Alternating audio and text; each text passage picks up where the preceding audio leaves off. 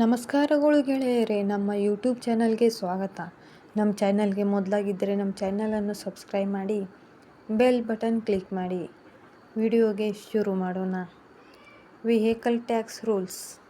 ವಾಹನ ಮಾಲೀಕರಿಗೆ ಎರಡೆರಡು ಅಪಘಾತ ಎದುರಾಗಲಿದ್ದು, 10 ಲಕ್ಷ ರೂಪಾಯಿ ಒಳಗಿನ ಯೆಲ್ಲೋ ಬೋರ್ಡ್ ವಾಹನ ಖರೀದಿಗೆ ಕೂಡ ಲೈಫ್ ಟೈಮ್ ಟ್ಯಾಕ್ಸ್ ವಿಧಿಸುವುದಾಗಿ ಬಜೆಟ್ನಲ್ಲಿ ಘೋಷಿಸಿದೆ. ಏಪ್ರಿಲ್ 1 ರಿಂದ ಹೊಸ ವಾಹನ ಖರೀದಿಗೆ ಸರ್ಕಾರದ ಹೊಸ ತೆರಿಗೆ ನೀತಿ ಅನ್ವಯವಾಗಲಿದ್ದು, ರಾಜ್ಯ ಸರ್ಕಾರವು 10 ಲಕ್ಷ ರೂಪಾಯಿ ಒಳಗಿನ ಯೆಲ್ಲೋ ಬೋರ್ಡ್ ವಾಹನ ಖರೀದಿಗೆ ಕೂಡ ಲೈಫ್ ಟೈಮ್ ಟ್ಯಾಕ್ಸ್ ವಿಧಿಸುವುದಾಗಿ ಬಜೆಟ್ನಲ್ಲಿ ಘೋಷಿಸಿದೆ. ಇದರಿಂದಾಗಿ ಹೊಸ ವಾಹನ ಖರೀದಿಗೆ ಹೆಚ್ಚಿನ ವೆಚ್ಚ ತಗುಲಲಿದೆ.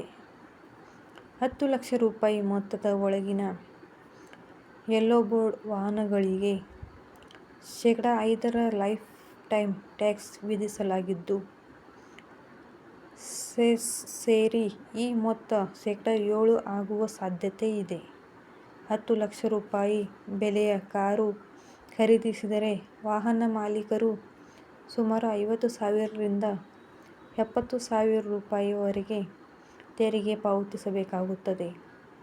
ಈ ಹೊಸ ನಿಯಮವು ಈ ಬಾರಿಯ ಬಜೆಟ್ನಲ್ಲಿ ಘೋಷಣೆಯಾಗಿದೆ.